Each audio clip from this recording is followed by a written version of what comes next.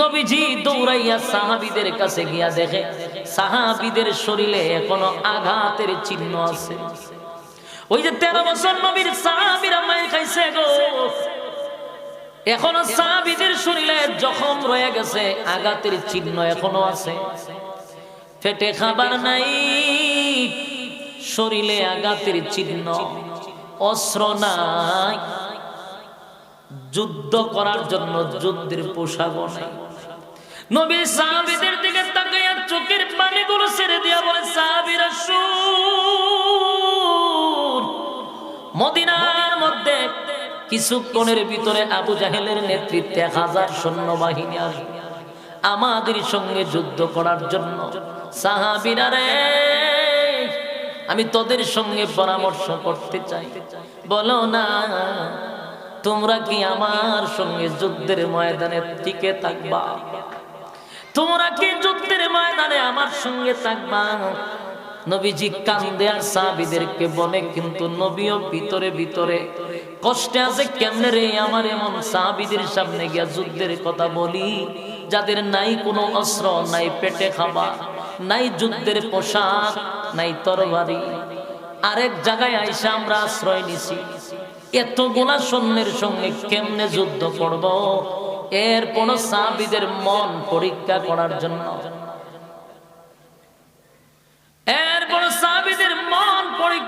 জন্য, নবীজি সাহাবীদেরকে লইয়া বলেন, ও আমার কলিজার টুকরা সাহাবী, তোমাদের কাছ থেকে আমি একটু জানতে চাই, আমার সঙ্গে কি তোমরা থাকবা? 13 বছর কমপ্লিট হওয়ার পরে আল্লাহর পক্ষ থেকে আদেশ আসছে, রাসূল আর মক্কায় থাকার দরকার নেই, মদিনায় যান। কোথায়? মদিনায় যান। ওই আল্লাহর হুকুম পাইয়া মক্কা ছেড়ে রাসূল মদিনায় যাবে, মনের মধ্যে অনেক কষ্ট, দৌড়ায় গেছে। রাত্রের বেলায় খানায় কাবার সামনে যে জামুগা, যেহেতু কালকে মদিনা 2 রাকাত নামাজ পড়ে যায় খানায় কাবার ভিতরে গিয়া দেখে এটা তালা মারা, চাবি হইল আরেকজনের হাতে। রাসূল গিয়া কইল, ভাই আমি 2 রাকাত নামাজ পড়তে চাই, আমাকে একটা খুলে দিবা? এই লোকে কয়, রে মুহাম্মদ, তোমার ব্যাপারে পুরা এলাকায় 144 জারি, তোমার যেখানে পাওয়া হবে সেখানে গ্রেফতার করা হবে, আর তুমি আইছো এখানে নামাজ পড়বার জন্য, তোমাকে এটার চাবি দেওয়া হবে না। নাউজুবিল্লাহ কইতেন না? আল্লাহর পরে যার সম্মান, সেই নবীর ওকে চাবি দিত না। নবী বারবার তার কাছে গিয়া বলছে, ভাই 2 রাকাত নামাজ, চাবিটা দাও। আবার বলে, না চাবি আপনাকে দেওয়া যাবে না, বরং আপনাকে আমি শত্রুর হাতে তুলে দিতে বাধ্য হব। নাউজুবিল্লাহ। আবার রাসূল গিয়া বলেন, ভাই আমি 2 রাকাত নামাজ পড়বো, পড়েই চলে যাব। এই লোকটা এত বড় বেয়াদবি করলো, শেষ পর্যন্ত রাসূলকে ধাক্কা মেরে জমিনে ফেলে দিয়েছে। নাউজুবিল্লাহ। চিন্তা করছেন? আল্লাহর হাবিব চোখের পানিগুলো তখন ছেড়ে দিয়া কান্না শুরু করে দিল। আর ওই ব্যক্তিকে ডাক দিয়া বলেন, এই ভালো করে শুনে রাখ, আজকে তোর কাছে চাবিটা চাইছি আমি 2 রাকাত নামাজ পড়ার জন্য, দিলি না।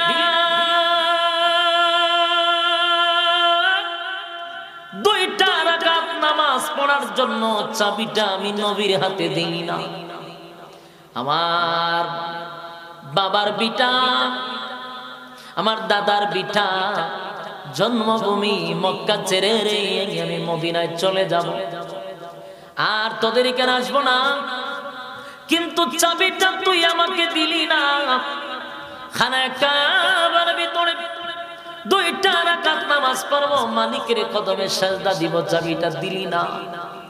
কিন্তু কান পেতে শুনে রাখ, আমি মুহাম্মাদুর রাসূলুল্লাহ সাল্লাল্লাহু আলাইহি ওয়াসাল্লাম তোর কানে কানে কথাটা বলে যাই, ওই দিনটা বেশি দূরে নয় রে।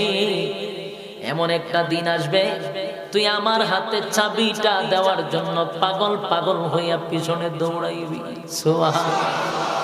ওই দিন বেশি দূরে না, আজকে চাবি দিলি না, এমন একটা দিন আসবে আমার কাছে চাবি দেওয়ার জন্য তুই পিছনে দৌড়াইবি।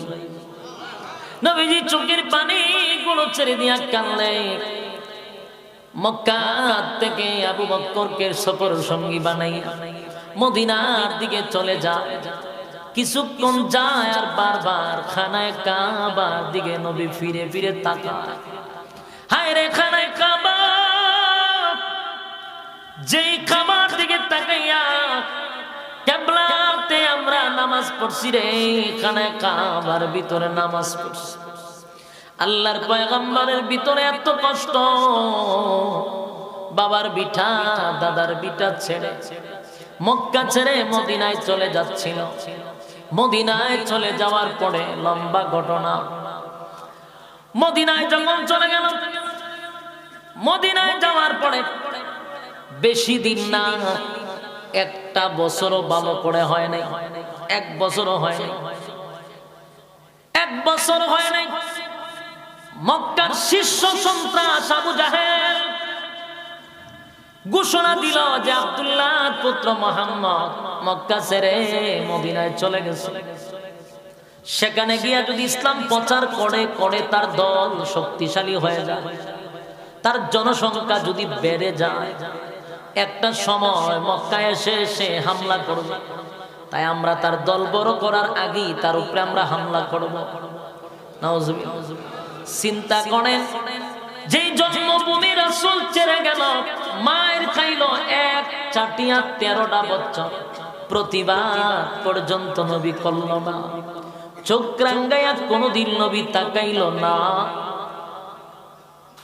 সেই মক্কা থেকে নবী মদিনায় গেল, একটা বছরও হইল না। কিন্তু শীর্ষ সন্ত্রাস আবু জাহেল, তার ভিতরে জ্বলা যন্ত্রণা শুরু হয়ে গেল। যদি মক্কায় মদিনায় গিয়া মুহাম্মদ সৈন্য বাড়ায়, দল বাড়ায় ফেলে, এই যে তার ভিতরে একটা ভয় ঢুকছে। তাই সে কি করল, আবু জাহেল 1000 অস্ত্র সহ ট্রেডিং প্রাপ্ত সেনাবাহিনী একত্রিত করে মদিনায় গিয়া হামলা করবে রাসূলের সঙ্গে। 1000 অস্ত্র সহ ট্রেডিং প্রাপ্ত সেনাবাহিনী লইয়া মক্কা থেকে মদিনায় গেছে। খবর পৌঁছে গেছে হাবিবে কিবরিয়ার কানে। ওগো নবীজি, শুনছেন নি? মক্কা থেকে আবু জাহিল্লার নেতৃত্বে 1000 সেনাবাহিনী আসতেছে অস্ত্র সহ। আল্লাহর নবী বলেন, কেন আসে রে? বলে, আমাদের সঙ্গে যুদ্ধ করার জন্য। নবী শোনার সাথে সাথে চোখ দিয়া নবীর পানি বাহির হয়ে গেছে। আল্লাহর নবী হতভম্ব হয়ে গেছে। নবীজি চিৎকার দিয়া বলেন, মালিক, 13টা বছর আমি মার খাইলাম, প্রতিবাদ করলাম না, এক চাটিয়া মার খাইলাম। আমার সাথী সঙ্গী, আমার কলিজা টুকরা সাহাবীরা মার খাইল, শাহাদাত বরণ করল। আল্লাহ আপনার অর্ডার পাইয়া মদিনায় আসলাম, কই একটা বছর তো হইল না। মালিক রে, আবু জাহিল 1000 অস্ত্র লইয়া আমাদেরকে মারার জন্য আসছে। আল্লাহ, আপনার দিন, আপনার ইসলাম যদি আপনি জমিনে টিকায় রাখতে চান, তাহলে আমাদেরকে বিজয় দান করেন। আর যদি আপনার ইসলাম আর দিন ধর্ম এই পৃথিবীতে রাখতে না চান, তাহলে আমাদেরকে শহীদ করে দেন। নবী কতটুকু ব্যথা লইয়া, মনে কত কষ্ট লইয়া গো এমন কথা বলতে পারে, এমন কথা বলতে পারে। কতটুক নবী ধাক্কা পাইছে ভিতরে, কারণ 13টা বছরে একসাটিয়া নবীরে মারছে, প্রতিবাদ করলো না। কলিজার টুকরা সাহাবীদেরকে লইয়া মদিনায় আশ্রয় নিছে, কিন্তু শত্রুরা এখানে এসেও তাদের উপরে হামলা করতে চায়। আল্লাহর নবী বলেন, মালিক, এই দিন ধর্ম যদি আপনার জমিনে আপনি না রাখতে চান, তাহলে আমাদেরকে শহীদ করে দেন। আর আপনার ধর্ম ইসলাম, আল্লাহ বলনে ওয়ালা যদি জমিনে আপনি রাখতে চান, তাহলে আমাদেরকে আপনি যুদ্ধের ময়দানে বিজয় দান করেন। নবীজি পাগল হয়ে গেছে। কেন জানেননি? নবীজি দৌড়াইয়া সাহাবীদের কাছে গিয়া দেখে সাহাবীদের শরীরে এখনো আঘাতের চিহ্ন আছে।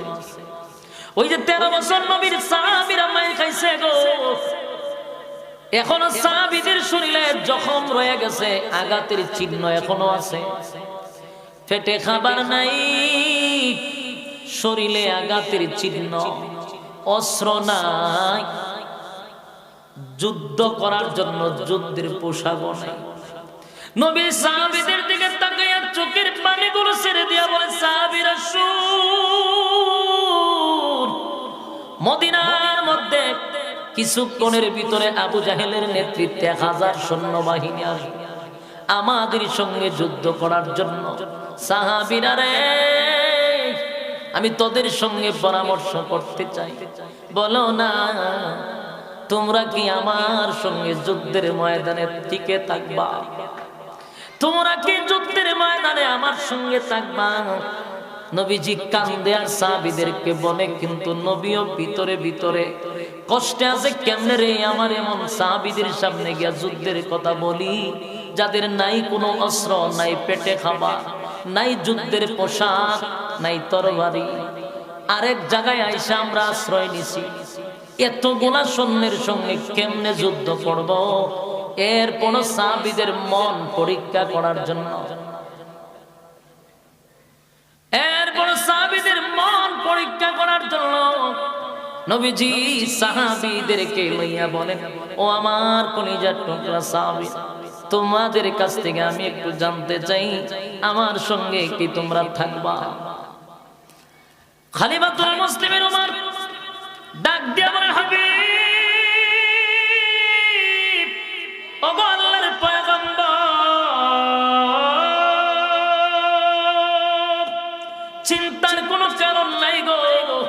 আপনি কি আমাদেরকে মূসা আলাইহিস সালাতু ওয়াস সালামের উম্মত পাইছেন? আমরা মূসা নবীর উম্মত না। মূসা নবীর উম্মতেরা মূসা নবীকে বলেছিল, গো পয়গম্বর, আপনি আর আপনার আল্লাহ দুইজনে মিল্লা বেঈমানের লগে যুদ্ধ করেন, আমরা নাই। এটা হলো বনি ইসরাইলের উম্মত। মূসা নবী বলেন, তার উম্মতেরা এমন উত্তর দিছে। আর আমার নবীর উম্মতেরা বলেন, নবী গো, আমরা বনি ইসরাইলের উম্মত না, আমরা খাতামান নবিয়্যিন নবী মুহাম্মদুর রাসূলুল্লাহ সাল্লাল্লাহু আলাইহি ওয়াসাল্লামের উম্মত। আমরা সর্বকালের সর্বশ্রেষ্ঠ মহামানব, সমস্ত নবীকুলের সম্রাট, সমস্ত নবীকুলের সম্রাট, সমস্ত রাসূলগণের রাসূল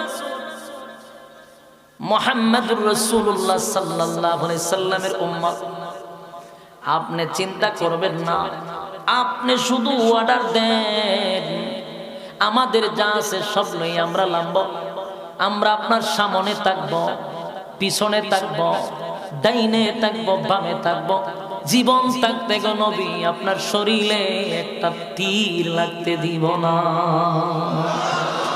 একটা জবান বন্ধ রাখবেন না, উচ্চ সুরে বলেন আল্লাহু আকবার। আরো সুরে বলেন আল্লাহু আকবার। এই ইমানের আওয়াজ দিয়ে বলেন আল্লাহু আকবার। সাহাবীদের কত ভালোবাসা,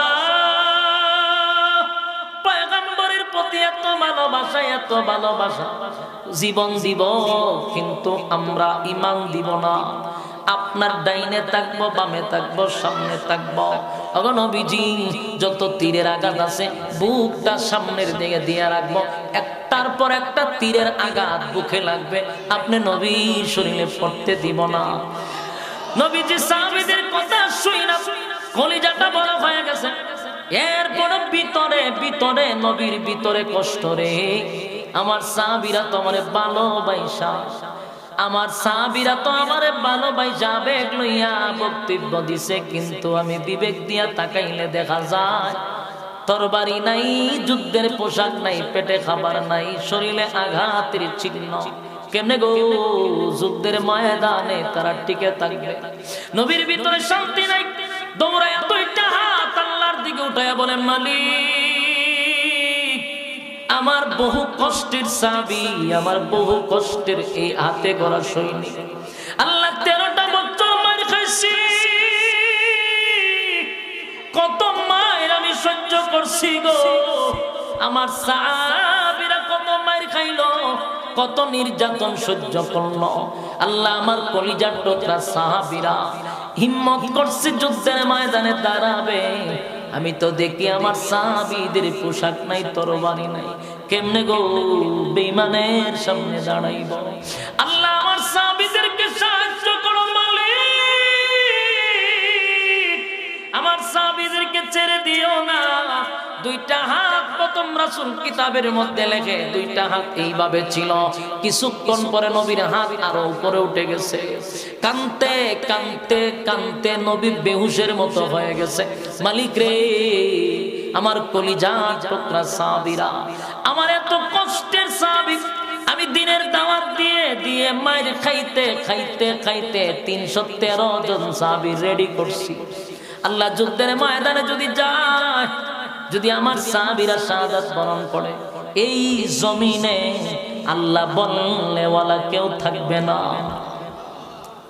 নবীজির কান্না দেখে আবু বকর, নবীজির সাহাবী আবু বকর দৌড়াইয়া নবীর কাছে গিয়া বলে, নবী গো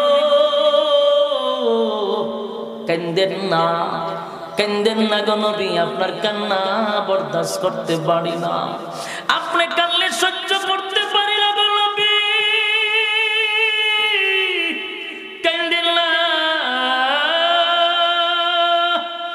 আপনি কেন কান্দেন নবী গো, কান্দেন না, কান্দেন না। আমার দিলে সাক্ষী দেয় গো নবী, আমার দিলে সাক্ষী দেয়, আপনার মালিক আপনারে একা ছেড়ে দিবে না। একটা জবান বন্ধ রাখবেন না, আল্লাহু আকবার। এই সাহাবীদের কত মায়া, নবীর প্রতি কত মায়া গো। নবীর সাহাবী আবু বকর কয়, নবী গো আমার দিলে সাক্ষী দেয়, আপনার মালিক আপনারে ছেড়ে দিবে না, একা ছেড়ে দিবে না।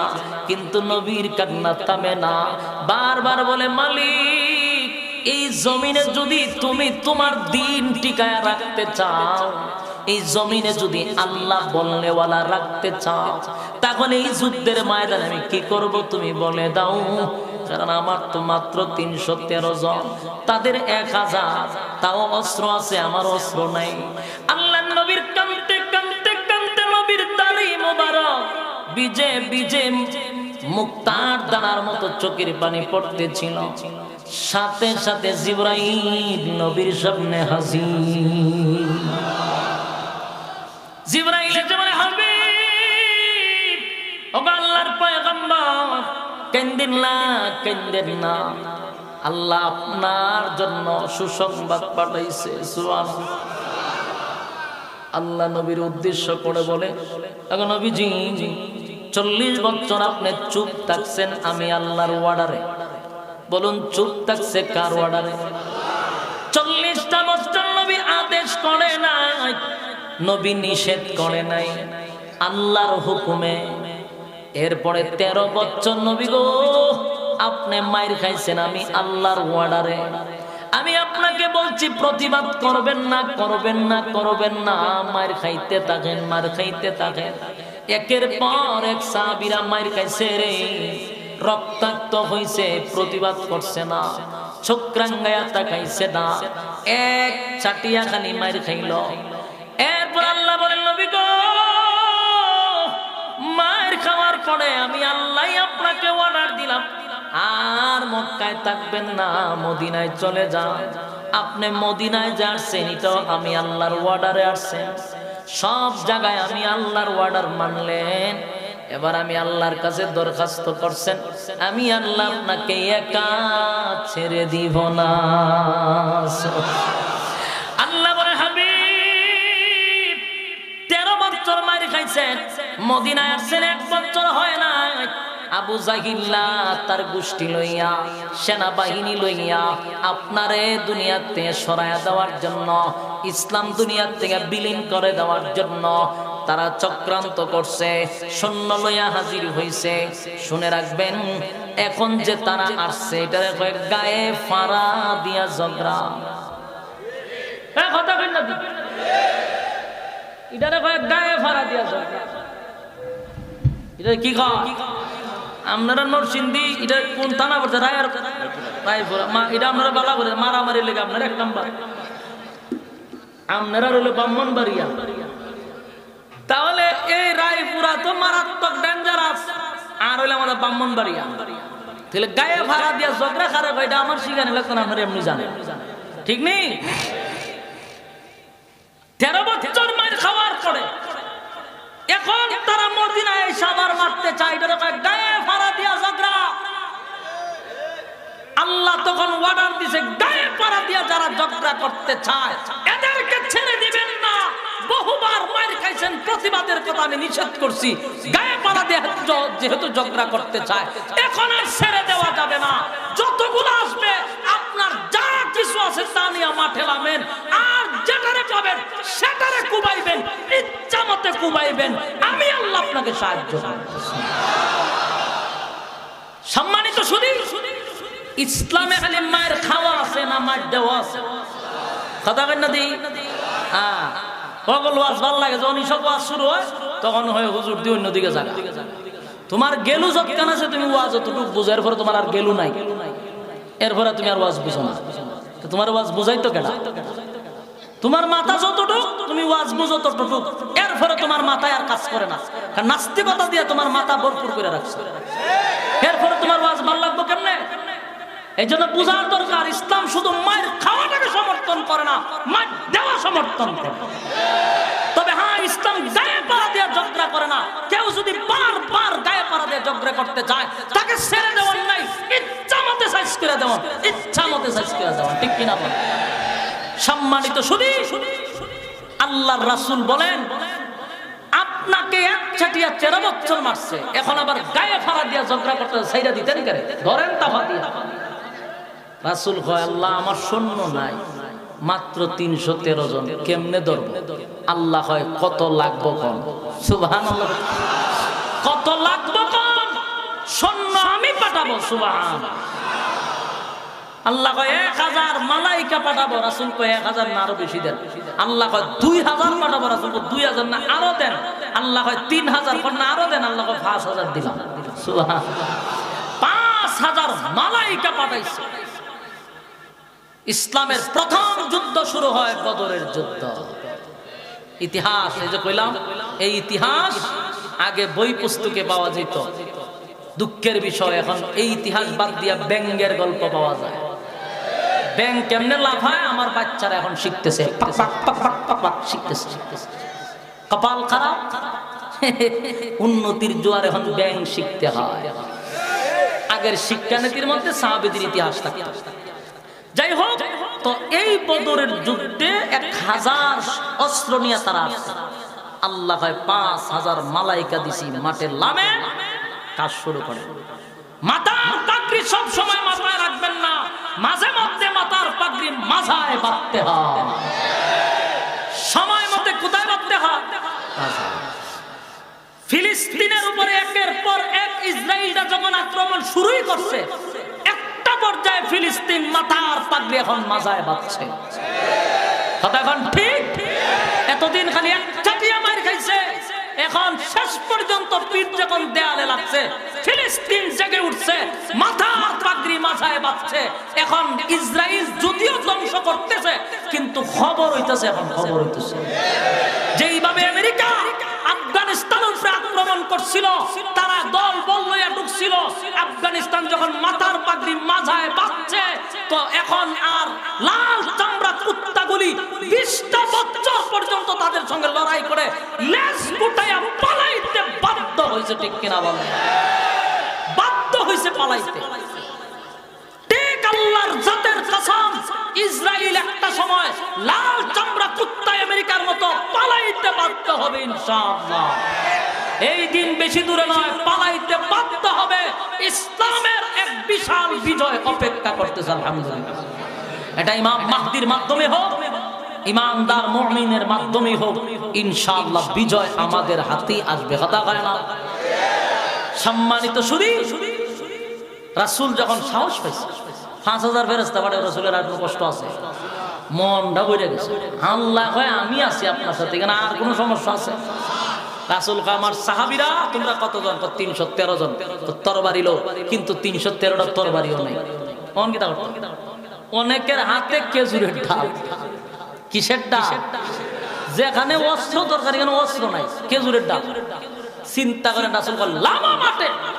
সাহাবায়ে কেরাম আল্লাহু আকবার কইরা লামার আগেই রাসূল কয় দাঁড়াও, আমি তোমাদেরকে একটা নসিহত করে যাই। এই যুদ্ধের ময়দানের সেনাপতি হলো আবু জাহেল। তোমরা কে পারবা আবু জাহেলের মাথাটা আমার কাছে এনে দিতা? রাসূল ছিলেন সেই যুদ্ধের সেনাপতি। সুবহানাল্লাহ। বাড়িতে গিয়া খালি ফিরাগি করছে না সেনাপতি হইছে? কয়টা যুদ্ধের সেনাপতি ছিল? 27টা যুদ্ধে রাসূল তরবারি হাতে নিয়ে যুদ্ধ পরিচালনা করছে। এটা আমার রাসূলের ইতিহাস। আমার রাসূলের ইতিহাস শুধু তাসবিহ হাতে ছিল না, তরবারি হাতে ছিল। সম্মানিত শুধু যখন মাঠে নামছে আল্লাহু আকবারের ধ্বনি দিয়া, এর মধ্যে 313 জনের মধ্যে 2টা বাচ্চা ঢুকছে। কয়জন? একজনের নাম মাস আর একজনের নাম মুআজ। এই মাস আর মুআজ দুইটা হইলো ছোট বাচ্চা, 11-12। 11-12 বাচ্চার কত বয়স? এখানে দেন 11 বছর 12 বছর এরকম ছোট ছোট 2 বাচ্চাকে আমরা যুদ্ধে যাবো। রাসূল কয় বেটা 1000-এর লগে যুদ্ধ হইতাছে, এমনি কত বিপদ, আবার তোরা গুড়াগাড়া যতটুকু হস্তে উপায় আছে এখন আমরা যুদ্ধের মধ্যে নীতি। মানে এরা 2 ভাই জগড়া লেগে যাক, আমার শক্তি আছে। এরা জাতাজাতি দিকে রাসূল শেষ পর্যন্ত কাছে যাও, দুজন ঢুকো, অসুবিধা নেই। দুজন যুদ্ধের ময়দানে ঢুকছে। ছোট বাচ্চা তো, এরা 2 ভাই কি প্ল্যান করছে দেন, কয় রে আমরা তো যুদ্ধের ময়দানে রাসূল ঢুকতে দিত না, সাহাবায়ে কেরাম আমাদের যুদ্ধ দিবালে সাপোর্ট দিছে না, আমরা এমন একটা কিছু করতে হইব, বিপ্লব ঘটাই দিতে হইব। এই 2 ভাইয়ারা পরামর্শ করবে কি করতে হইব। সবচেয়ে বড় যেটা রাসূল যে একটা ঘোষণা দিছিল, আবু জাহিল আমরা সব বাদ দিয়ে দিলাম, আমরা রাসূল আল্লাহর কাছে পারি। যে হইল যুদ্ধের সেনাপতি আবু জাহিল শীর্ষ সন্ত্রাস এবং সবচেয়ে বড় উঁচা লম্বা সুন্দর হইল আবু জাহিল। এর কাছে যাইতে গেল যারা প্রশিক্ষণপ্রাপ্ত সেনাবাহিনী, আবু জাহিলের কাছে যাইতে গেলে খবর আছে। এই জায়গা যারা 2 ভাই পরামর্শ করছে আমরা এমন একটা কাজ করব, বিপ্লব ঘটাইতে হবে। আমরা সব বাদ দিয়ে আবু জাহিলের দূরে। এই 2 সাহাবী একজন সাহাবীর কাছে আচ্ছা ভাই আবু জাহিল কোনটা? এটা দমক গেছত নি কেন? আবু জাহিল তো যা হয় না, দাঁড়া লাইন দাঁড়া। আরেকজন রেখে ভাই আবু জাহিল কোনটা? জিগাইতে যে একজনে ওই যে লম্বা উঁচা সুন্দর গুড়ার মধ্যে বৈশা রইছে, এ হইল আবু জাহিল। এরা 2 ভাই আর কিছু লাগতো না। এরা 2 ভাই বুদ্ধি প্ল্যান করতে করতে করতে করতে গুড়ার ধারে গেছে, আবু জাহিলের গুড়ার কাছে। এরা কেউ বেঈমান এরা মারতেছে না, ছোট মানুষ তো ইডিরে দেখলে এরা ওই রেগে আরেকজনের সাথে যুদ্ধ করে, ইডিরে ধরে না, ছোট মানুষ। ইডি সিপা চাপা দিয়া গেছে আবু জাহিলের গুড়ার সামনে। গুড়ার সামনে গিয়া দেখেন এক ভাই কি করছে, তরবারি দিয়া এক সেদ মারছে গুড়ার ভাও। গুড়ার ভাও যদি সেদ মারে গুড়া কি আর হারি থাকবো?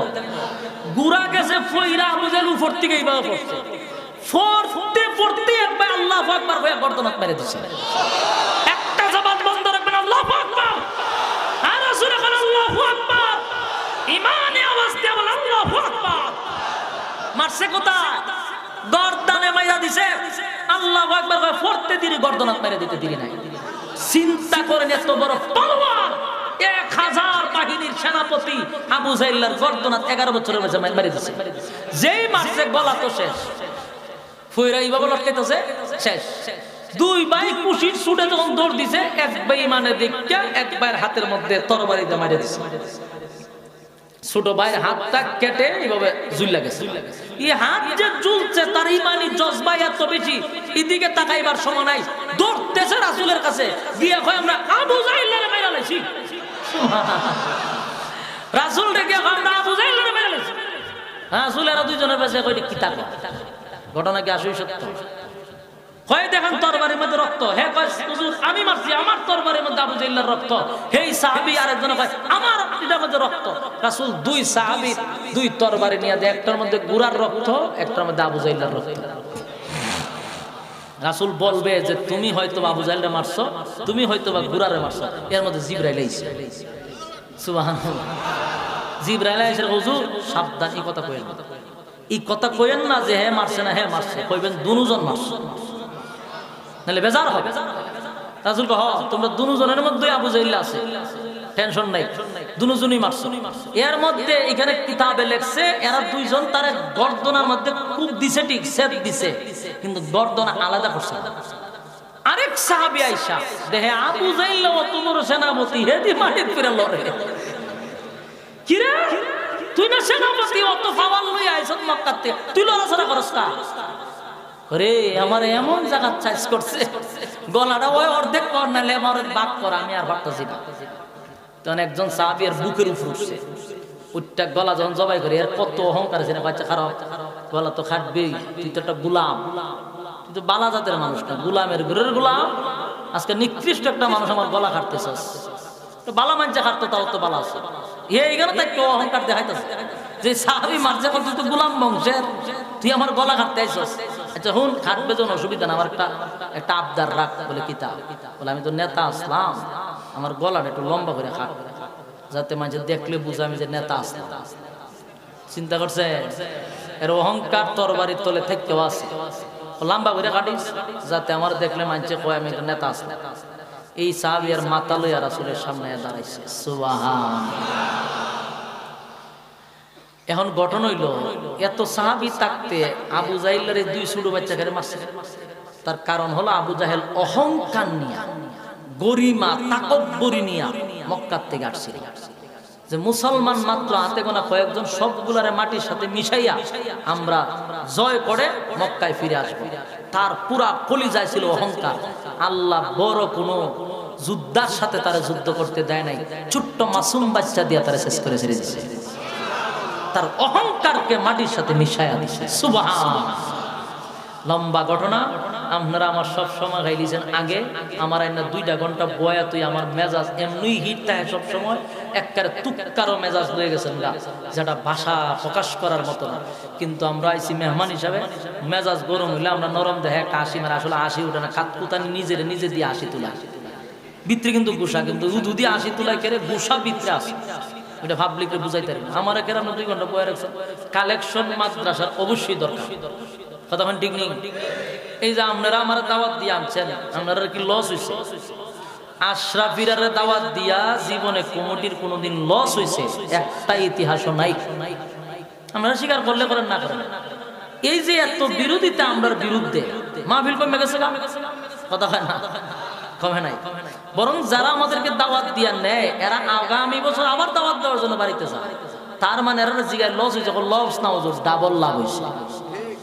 আপনারা দেখছেন ইতিমধ্যে কালেকশন হয়েছে, 2 জনে 2 লাখ করে দিয়েছে, হ্যাঁ 1 লাখ করে। এরপরে যেই পরিমাণ কালেকশন আলহামদুলিল্লাহ হয়েছে, আমার মনে হয় আরো আধা ঘন্টা 1 ঘন্টা আগে থেকে করলে আপনারা যে মন আর যে ভালোবাসা আপনারা আরো দিলেন, এটা আগের থেকে শুরু করার দরকার ছিল। বাল্যই না, আমি যা বুঝলাম লস নাই। মানুষ দূর দূরান্ত থেকে আসতে চায়, আইসা যদি মাদ্রাসার ফায়দা হয় অসুবিধা কি? সম্মানিত শুধু, কিন্তু আপনারা আমার সময়টা 12টা বাজে দিচ্ছে, আমার বসায় রাখতে রাখতে রাখতে মেজাজ কেসটা বানাই দিচ্ছে। আচ্ছা যাক, এখন নেন, বলুন এই আবু জাহেলের পতন হয়েছে নি? কই হয়েছে? বদরের যুদ্ধে হয়েছে। কোন জায়গা? বদরের যুদ্ধে। আর যত অহংকার, যত গরিমা ছিল সব আল্লাহ মাটির সাথে মিশিয়ে দিছে। এখন আসুন, এর আইছিল কত হাজার?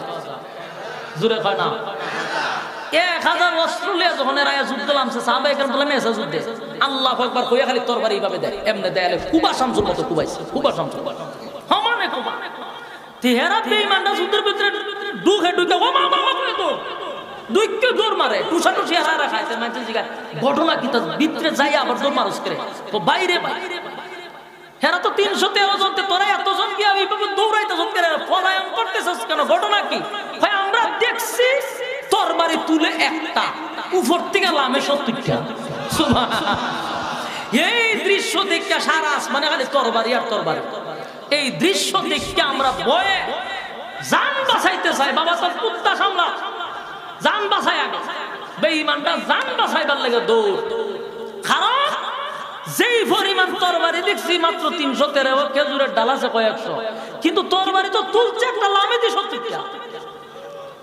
এই জাতির সাথে পারা সম্ভব? বলুন, সাহাবীরা যে মাঠে নামছে এরা কি আসলে অস্ত্রের বলে নামছে না ইমানের বলে নামছে?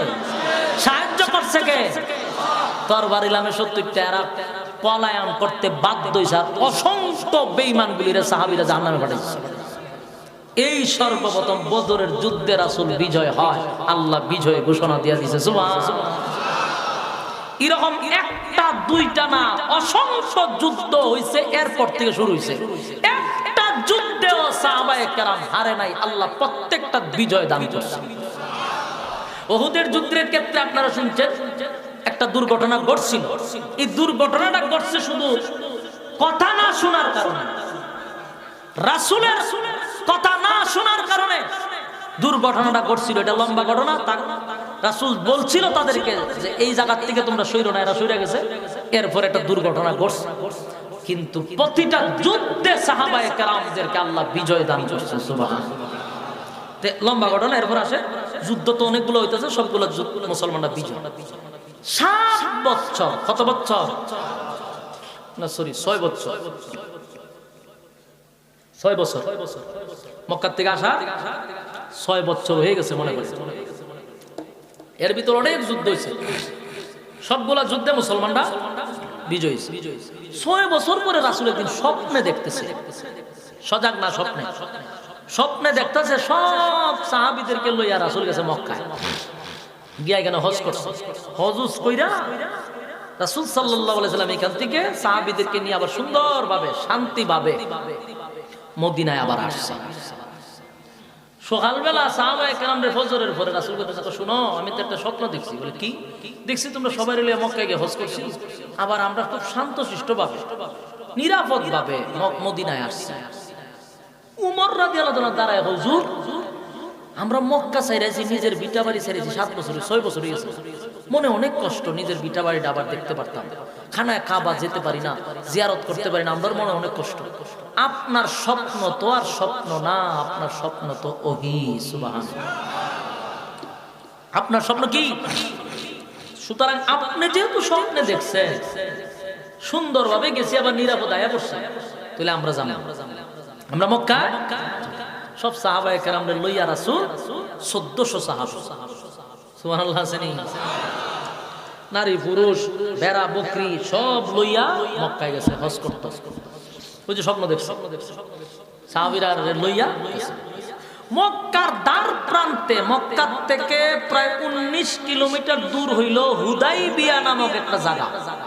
মক্কা শরীফ থেকে কত কিলো? 19 কিলোমিটার। এই হুদাইবিয়া নামক জায়গার মধ্যে তাঁবু টাঙাইছে। এখন আর মক্কা ঢুকতে দেয় না। মক্কার মানুষ সবাই জানা ফলাইছে আব্দুল্লাহর পুত্র মুহাম্মদ আইছে। এরার ভিতরে তো অবস্থা খুব খারাপ। 6টা বছর মদিনায় গিয়া মাইছে, এখন দিয়ে আস্তে আস্তে মক্কায় এসে পড়ছে। তাহলে মক্কার ভিতরে ঢুকতে আমরা ফিরাইব, সুতরাং মুহাম্মদকে মক্কার ভিতরে ঢুকতে দিব না। লম্বা সুন্দর একটা ঘটনা, কিন্তু সময়ের অভাবে আমি কথাটির একবারে শর্ট করতেছি। বসেন, লইরেন না, আর কত উনতে নই, এত রাত পরে কি মানুষ বইতে চান, এখনো নেন। শেষে কি করলো? মক্কায় ঢুকতে ওয়াজ করতে, এরা ঢুকতে দেন, এখন আর ঢুকতে দিব না। আবু সুফিয়ানের নেতৃত্বে চতুর্দিকে গোয়েন্দা বাহিনী রাখছে যে মক্কায় যেন মুহাম্মদ না ঢুকতে পারে, কারণ ঢুকলেই আমাদেরকে বিঠা বাড়ি সারা করবে। রাসূল কি বিঠা বাড়ি সারা করতেছে না হজ করতেছে? রাসূল উসমান রাদিয়াল্লাহু তাআলা পাঠাইছে, পাঠাইয়া কইছে যে তুমি গিয়া কইয়াও যে আমরা যুদ্ধ মুদ্ধ করতাম না, এখানে আইসি হজ করতাম, আমরা যেন সুযোগ দেই।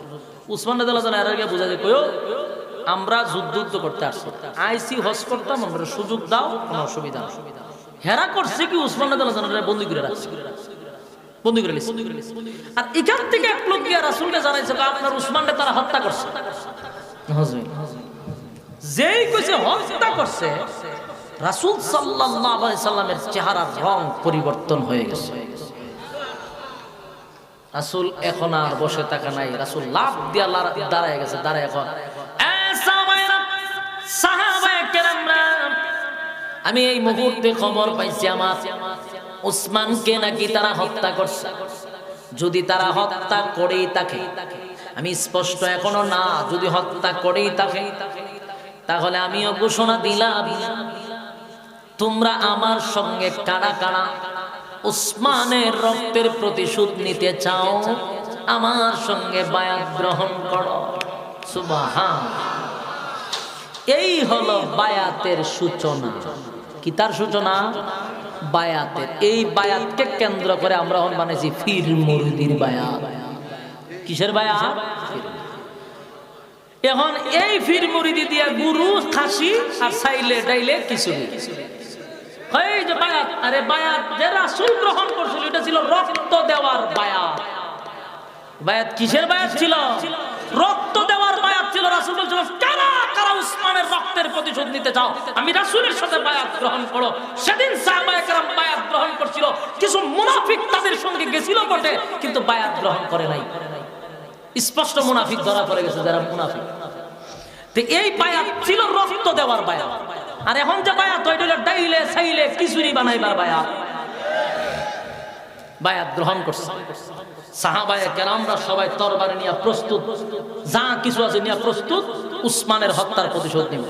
মক্কায় আবার খবর গেছে, কয়ো তোমরা যে উসমানকে বন্দী করে রাখছো, মুহাম্মদের বাহিনী নিয়ে ঢুকতেছে, এখন আর উপায় নাই, ইচ্ছা মতে গিরায় গারায় কুবাইব।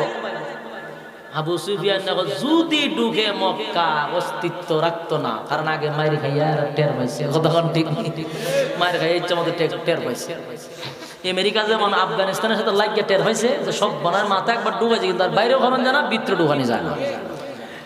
এখন পড়ছে মুসিবত, তাড়াতাড়ি তারা যত দল বল আছে নেতা ফেতা খেতা সব রাসূলের সামনে হাজির। উসমান ছেড়ে দিচ্ছে।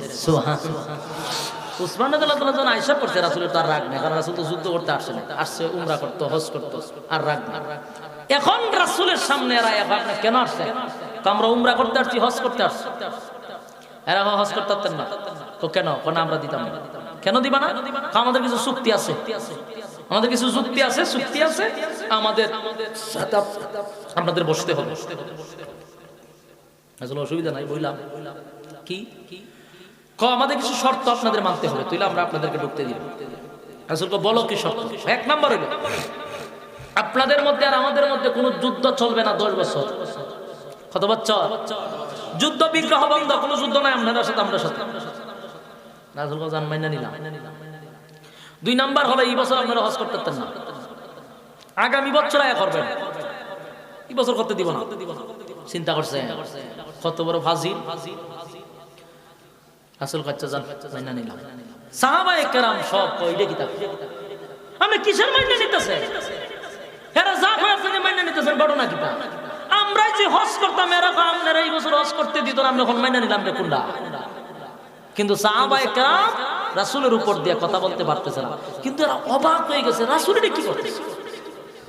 দ্বিতীয়বারের মতো হয়, শুনেন, মক্কা থেকে মদিনায় যাবে, যদি কেউ কালেমা পড়ে মদিনায় গিয়ে ঢুকে, আপনারা তারে রিটার্ন ফিরাইয়া দিতে বাধ্য থাকবেন। রাসূল মাইনা নিলাম। আপনারা মদিনার থেকে যদি কেউ মক্কায় ঢুকে, আমরা তারে ফেরত দিব না। বলুন তো দেখি এই কথাগুলা কি মাইনা নেওয়া যায়? এটি একতরফা হইতেছে কেন? কথা হয় না। সাহাবায়ে কেরামরা তো চোখ লাল করে চাইছে আর ভাই, কিন্তু রাসূল কাছে যান মাইনা নিলাম। সাহাবায়ে কেরাম মনে মনে রাসূল কি করতেছে, মাইনা নেই কেন? এটা কি মানার কথা নাকি? একে একে সব শর্ত রাসূল মানা শুরু করলো। সাহাবায়ে কেরাম কেউ ঠিক নাই, সবাই অস্থির, কিন্তু রাসূলের উপরে কোনো কথা বলে না। শেষে এখন কয় ঠিক আছে সবুতি মানছেন, তো আমরা একটা কাজ করি, এটা স্টাম্প হয়ে যাক, আপনি আমার চুক্তির একটা কাগজপত্র হওয়া দরকার, লন আমরা কাগজ করি। এরা কাগজপত্র লইছে, লইয়া কয় উভয় জনের স্বাক্ষর অনুযায়ী এই চুক্তি নামার মধ্যে আপনার স্বাক্ষর করেন যে এই চুক্তিতে আমরা 10 বছর যুদ্ধ বিগ্রহ বন্ধ আর বাকি শর্তগুলো মাইনা নিছি। সাহাবায়ে কেরামদের মধ্যে হযরত আলী রাদিয়াল্লাহু তাআলা আনহুকে দিল এই লেখার জন্য। তো লেখার জন্য যখন দিছে, এরা কইতেছে যে লেখেন, তখন আলী রাদিয়াল্লাহু তাআলা লিখতেছে আব্দুল্লাহ পুত্র মুহাম্মদ সাল্লাল্লাহু আলাইহি ওয়াসাল্লাম ওনার পক্ষ থেকে। আর হেরার কিছু নেতা ফেতার নাম আগে লেখছে। যখন আব্দুল্লাহর পুত্র মুহাম্মদুর রাসূলুল্লাহ সাল্লাল্লাহু আলাইহি ওয়াসাল্লাম লেখছে, কারণ এটা বন্ধ করেন, বন্ধ করেন, এটা এই মুহাম্মদুর রাসূলুল্লাহ লিখেন না, এমনি শুধু মুহাম্মদ লেখেন। হযরত আলী অবাক হয়ে গেছে। ঘটনা কি বলে না? সারা জীবন আব্দুল্লাহর পুত্র মোহাম্মদ ডাকছে, আর রাসূল লইয়া লাগলো দরবার। এতদিন আপনারা মদিনায় গিয়া আপনারা সাথে আমরা এত মায়ের এত যুদ্ধ এত কিছু হয়েছে, তো রাসূল লইও কথা কয় না। রাসূল মানি না বিদায় তো আমাদের হাজার হাজার আমাদের লোকগুলার আপনারা যুদ্ধের ময়দানে মারছেন, আপনারা সাথে আমরা এত যুদ্ধ হয়েছে, রাসূল লইয়া তুই দরবার, আবার রাসূলই লেখেন, তে লাভ হইল কিটা? এখানে শুধু রাসূল লেখা থাকে, তাহলে আমরা কাগজে কলমে মাইনা নিলাম, আমরা মানি না। এই কথা কইছে পরে হযরত আলী কয়, তাহলে এমন লেখা আমি লিখতে পারতাম। সাহাবায়ে কেরামদের তরবারে একবার বাইর করে একবার ঢোকায়, একবার বাইর করে একবার ঢোকায়, খালি রাসূলের অনুমতি চাইতেছে কুবাই নিত। আল্লাহ রাসূল কথা থামো। হযরত আলী বলেন, আগে নবীজি কোনদিন আপনার কথার অবাধ্য হই নাই, কিন্তু আজকে অবাধ্য হতে বাধ্য, কারণ আপনার নামের শেষে রাসূলুল্লাহ যদি এখানে না থাকে, এর থেকে অপমান আর হতে পারে। আমরা আপনাকে কলিজা দিয়া ভালোবাসি, জীবন দিতে প্রস্তুত, আপনার জন্য জীবন দিব, কিন্তু রাসূলুল্লাহ কাটতে আমরা দিব না। রাসূল কয় সাহাবীরা রে, আমি কি 10 বছরের রাসূল?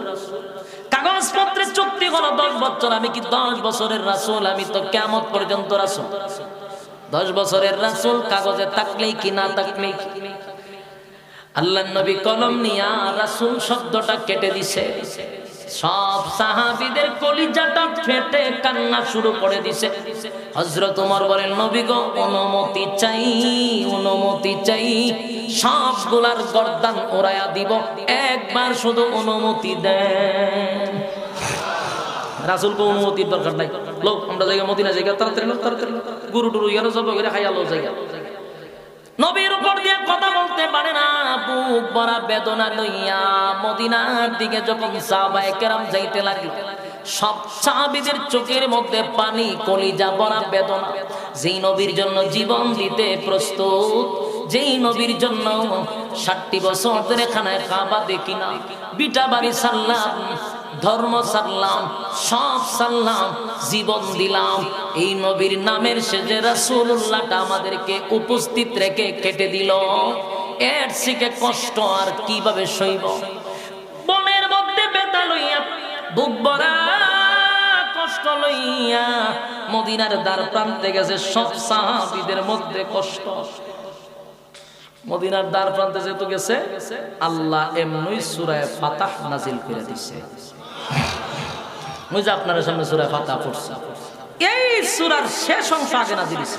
ইয়াদাসিনী ভূমিকা কি এর ইয়াদাসিনী ভূমিকা, ইয়াদাসিনী ইসলামে গিয়ে জায়গাটা ইয়াদ রাখেন, ইয়াদাসিনী এই সূরার শেষ অংশ তখন নাজিল হয়, মুহাম্মাদুর রাসূলুল্লাহ والذين معه أشداء على الكفار رحماء بينهم تراهم ركعا سجدا।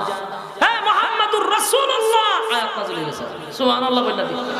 মুহাম্মাদুর রাসূলুল্লাহ আয়াত নাজিল করেন, আল্লাহ জানায় দেন, নবী গো সাহাবীদের কলিজাটা ভেঙে টুকরা টুকরা টুকরা হয়ে গেছে, কাগজের মধ্যে রাসূলুল্লাহ কেটে দেওয়ার কারণে আমি আল্লাহ এই সূরার শেষ অংশ নাযিল করে আপনার সাহাবীদের কলিজাটা ঠান্ডা করে দিলাম।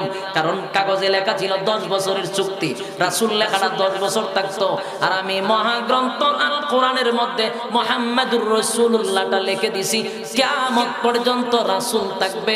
10 বছরের কাগজে রাসূল থাকলে কি না থাকলে কি, আমি আল্লাহ কোরআনে রাসূল শব্দটা লিখে দিছি, দুনিয়া আছে যতদিন আপনার নাম আছে ততদিন। সুবহানাল্লাহ। সাহাবায়ে কেরাম খুশি নি, মন শান্তি হয়ে গেছে। কিন্তু আমার নবীর কষ্ট আছে না? এই যে এতগুলা শর্ত মাইন্না নবীর ভিত্তিকে জ্বলতেছে না, এত আশা লইয়া গেছিলাম, আবার ফিরে আইছি, কষ্ট আছে নি? আল্লাহ হাবিব আপনার মনের মধ্যেও কষ্ট আছে।